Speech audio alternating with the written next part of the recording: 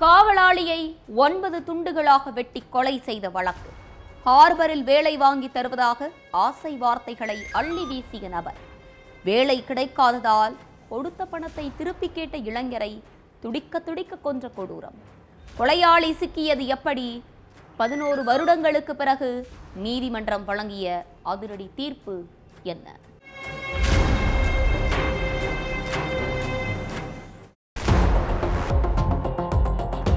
ஆதிகாலை நேரம் வெள்ளாற்றங்கரை ஓடை வழியா 2-3 பேரு நடந்து போயிட்டு இருந்தாங்க.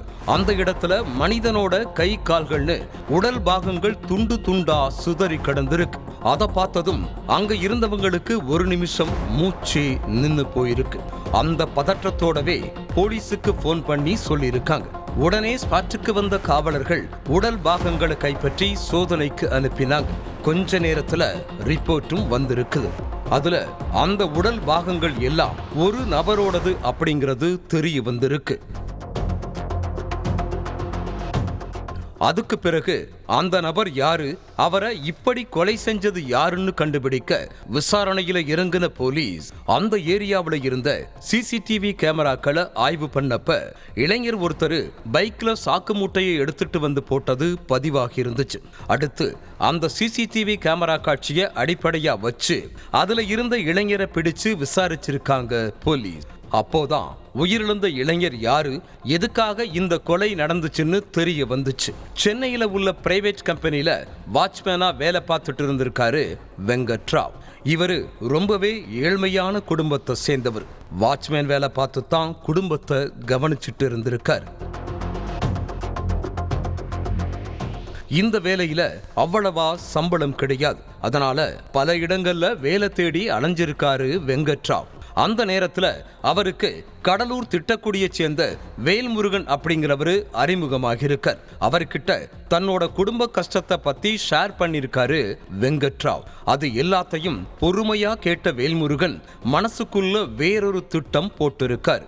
வெங்கட்ராவ் கிட்ட சென்னை ஹார்பர்ல நல்ல சம்பளத்துக்கு வேலை வாங்கி தரேன்னு சொல்லி ஆசை வார்த்தைகளை அள்ளி வீசியிருக்கார்.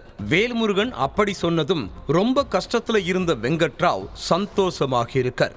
ரொம்ப நன்றி சார், எனக்கு எப்படியாவது வேலை வாங்கி கொடுங்கன்னு வேல்முருகன் கிட்ட கெஞ்சி இருக்கார். அதுக்கு நான் வேலை வாங்கி தர்றேன், ஆனா அதுக்கு கொஞ்சம் பணம் செலவாகும், அந்த பணம் நம்மளோட சம்பளத்துல வந்துடும்னு சொல்லியிருக்காரு வேல்முருகன். அப்படியா சார், எவ்வளவு பணம் செலவாகும்னு வெங்கட்ராவ் கேட்க எப்படியும் 1 லட்சம் செலவாகும்னு சொல்லியிருக்காரு வேல்முருகன். உடனே வெங்கட்ராவ் தனக்கு தெரிஞ்சவங்க கிட்டையும் சொந்தக்காரங்க கிட்டையும் பணத்தை ரெடி பண்ணி வேல்முருகன் கிட்ட கொடுத்திருக்கார். அந்த பணத்தை வாங்கின வேல்முருகன் வெங்கட்ராவுக்கு வேலை வாங்கி கொடுக்காம அது இதுன்னு சொல்லி டிமிக்கி கொடுத்திருக்கான். பொறுத்து பார்த்த வெங்கட்ராவ் வேல்முருகனை பார்க்கறதுக்காக சென்னையில இருந்து கடலூருக்கு போயிருக்கார். வேலை வாங்கி தராம ஏமாத்திட்டு இருக்கீங்களா, என் பணத்தை திருப்பி கொடுத்துருங்கன்னு வேல்முருகன் கிட்ட சத்தம் போட்டிருக்காரு வெங்கட்ராவ்.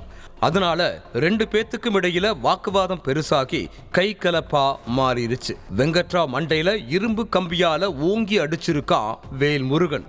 அதுல சுருண்டு விழுந்த வெங்கட்ராவ் ஸ்பாட்லேயே உயிரிழந்துட்டார். போலீஸ்ல சிக்கிடக்கூடாதுங்கிறதுக்காக வெங்கட்ராவ் உடலை வீட்டு பாத்ரூம்குள்ள இழுத்துட்டு போய் துண்டு துண்டா கட் பண்ணி எல்லாத்தையும் சாக்கு மூட்டையில போட்டு திணிச்சிருக்கான். அதுக்கு பிறகு ஆள் நடமாட்டம் இல்லாத வெள்ளாற்றங்கரை ஓடையில உடல் பாகங்களை வீசிட்டு தப்பிச்சு போயிருக்கான். சிசிடிவியை வச்சு வேல்முருகனை அரெஸ்ட் பண்ணி விசாரிச்சதுல தான் மொத்த உண்மையும் வெளிச்சத்துக்கு வந்திருக்குது.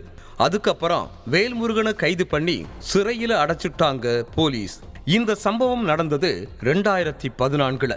கிட்டத்தட்ட 11 வருஷத்துக்கு அப்புறம் கொலையாளி வேல்முருகனுக்கு சென்னை 1வது கூடுதல் அமர்வு நீதிமன்றம் ஆயுள் தண்டனை வழங்கி உத்தரவிட்டிருக்கு.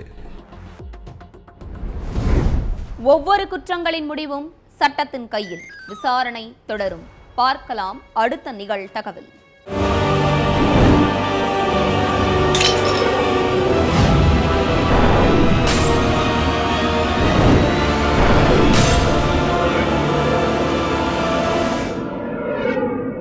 நிகழ்தகவு